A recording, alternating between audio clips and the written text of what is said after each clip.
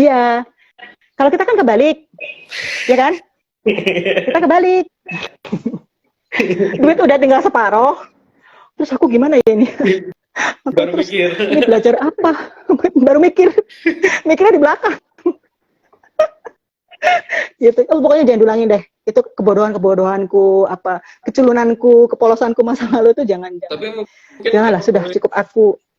saya menyimpulkan memang itu yang fase-fase trader harus lalui sih, Bu.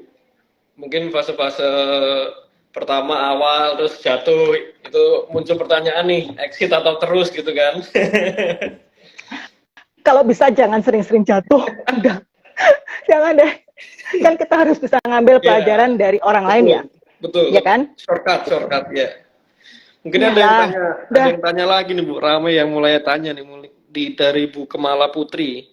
Cara menjaga psikologis ala semua ya, kayaknya trader nih. Gimana nih?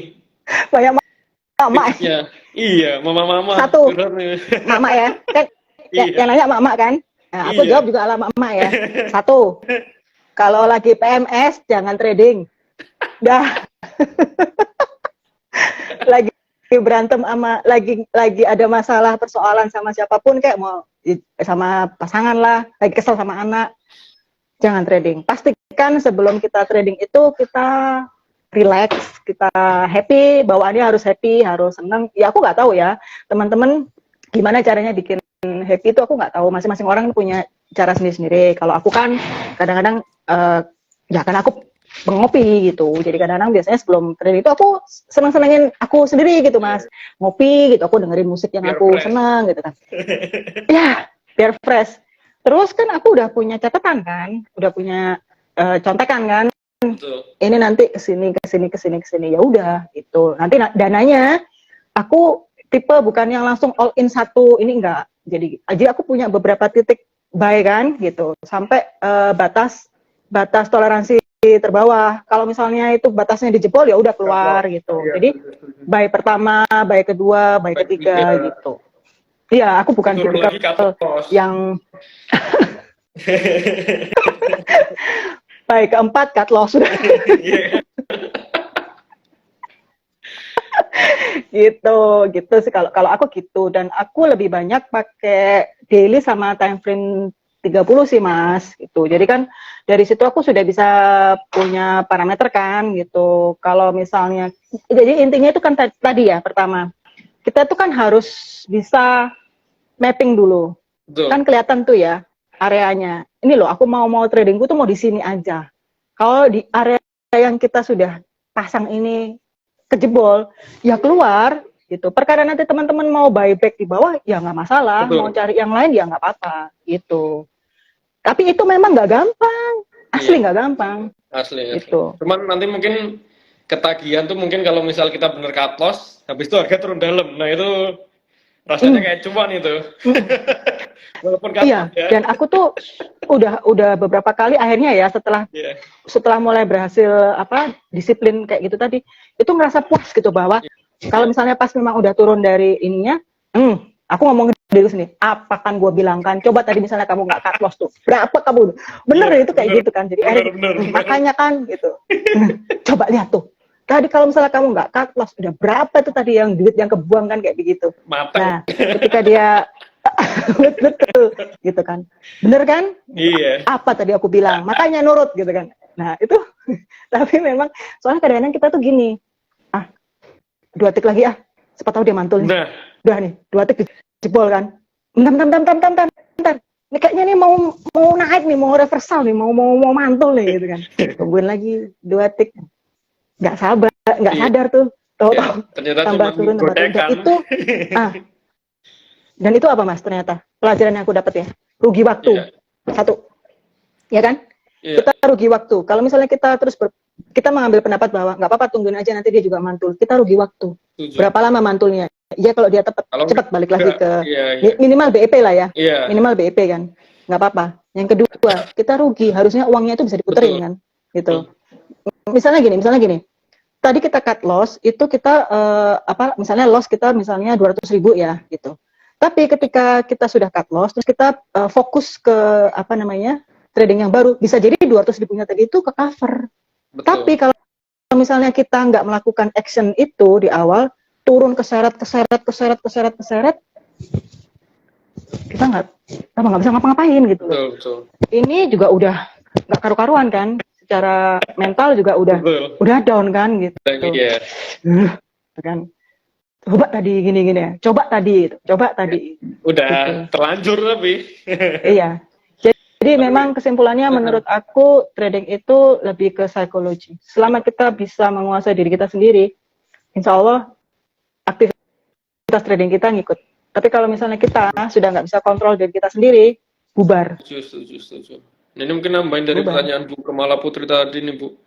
Karena di psikologis mungkin secara itu ya, secara mood dan lain-lain ya. Tapi kalau kita cara ngaturnya mungkin ngatur greedy itu gimana? Bukan mungkin dari segi wanita tuh biasanya yang saya amatin ya, lebih condong untuk greedy-nya lebih gede gitu loh. Bener nggak? Aku kalau udah taking profit Mas, tak tutup. Sudah. Dan kenapa? Karena gini, ini saya ya, nggak tahu. Kalau teman-teman aku nggak tahu. Ini aku. Godaannya, kalau kita sudah cuan ya, gitu. Terus nanti akhirnya mau pengen masuk lagi. Karena kan secara psikologi kita merasa menang ya. Iya. Kita merasa menang. Terus mau masuk lagi ke saham yang lain. Padahal ketika kita masuk di saham yang pertama dan kita cuan, itu kita penuh dengan preparation. Penuh dengan plan. Tapi pada saat kita masuk yang kedua, tanpa plan, itu murni nafsu. Dan itu biasanya banyak-banyaknya habis. Ada musik kah? Ada musik ya? Musiknya boleh kecil enggak? Di tempat saya enggak ada, Bu. Enggak, aku juga enggak ada. Ada. Musik dari mana? Jangan-jangan ada yang ikut di belakang kita. Iya nih. Jadi gitu kalau aku Mas gitu. Jadi kalau udah cuan, kalau aku tak tutup. Sebodoh orang mau pesta pora, wah Ara ternyata begini, sebodoh. Yang penting yang aku dapat, bodoh amat. Aku nggak peduli. Yang penting aku dapat ini, aku syukurin. Ya, alhamdulillah. Aku nggak mau ngurusin. Kamu mau pesta pora, kamu mau Ara, mau apa? Nggak ngurus. Nah, setuju. Balik lagi memang kita kan butuh untuk menjadi dewasa di saham. Ya, memang prosesnya memang harus begitu, yang seperti Mas bilang tadi ya, dari balita, terus remaja kan lagi nakal-nakalnya tuh gitu. Terus nanti akhirnya kalau sudah insaf nanti baru insaf, tapi modalnya udah tinggal separuh. Iya sih, biasanya gitu, bener. Fasenya emang gitu sih Bu, karena saya juga ngalamin 90% mirip. Iya. Kayaknya perlu dibikin novel itu.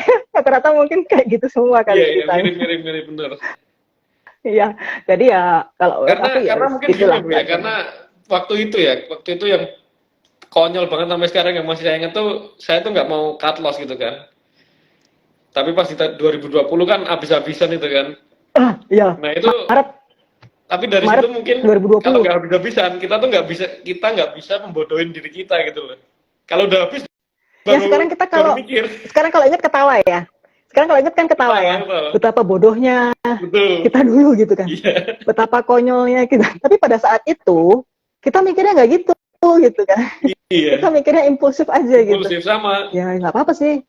Gitu. Tapi sekarang kenapa aku dulu bisa sebodoh itu ya gitu. Kenapa aku bisa sepolos itu gitu kan. Kenapa sampai bisa aku ngelakuin hal sepolos ini gitu deh. Terus saya kayak gemes banget gitu. Tapi ya memang kita kan ya namanya pelajaran kan di belakang. Kalau di depan pendaftaran Mas. Ya. Setuju.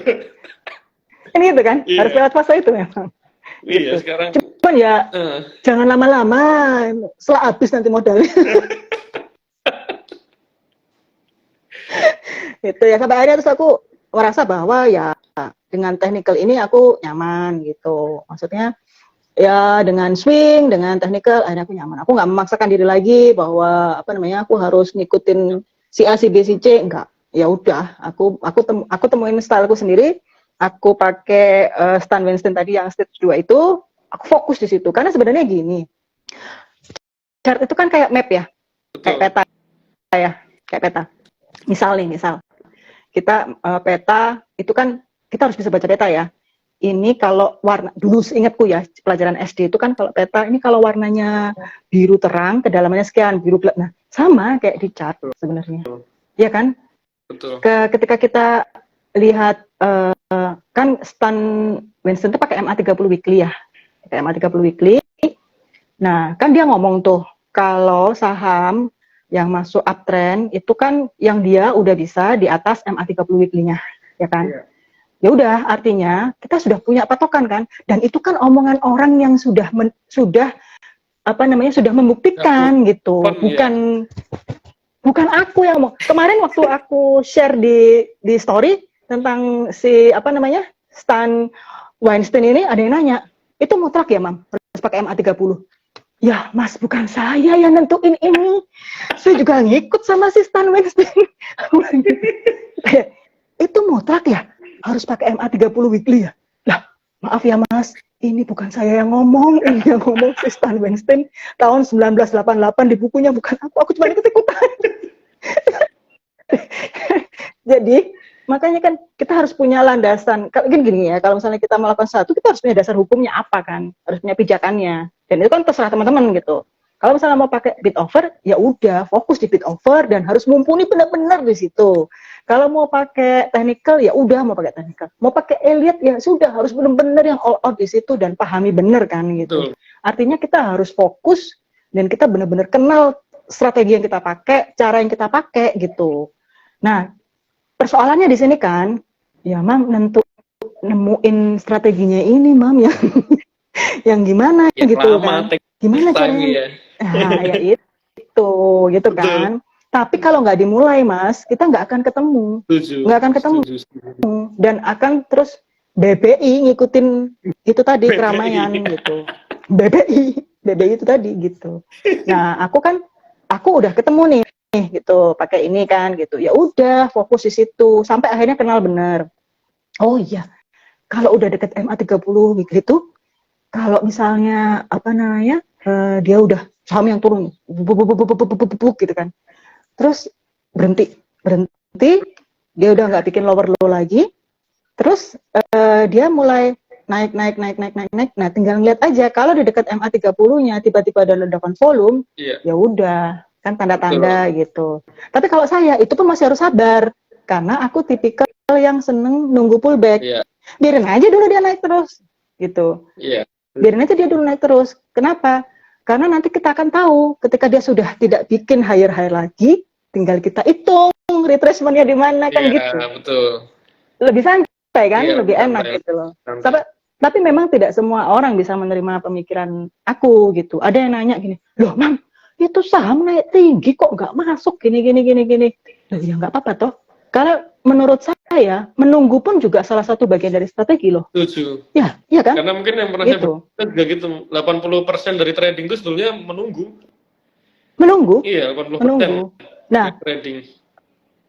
Persoalannya adalah ketika mereka itu bersorak-sorai itu ketika breakout itu kan, kita kan nggak tahu seberapa kuat dia ini kan. Tapi kalau misalnya kita aku nunggu dia pullback dulu, aku tahu caranya ngukur gitu kan. Betul. Ketika dia lagi rally naik terus dia retracement, kita tinggal pakai aja Fibonacci retracement kan untuk ngukur gimana gitu.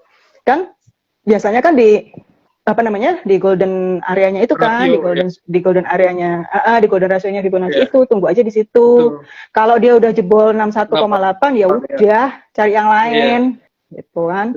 Gitu. Jadi sebenarnya mau main di downtrend kayak mau main di uptrend, mau main di sideways, sok silahkan.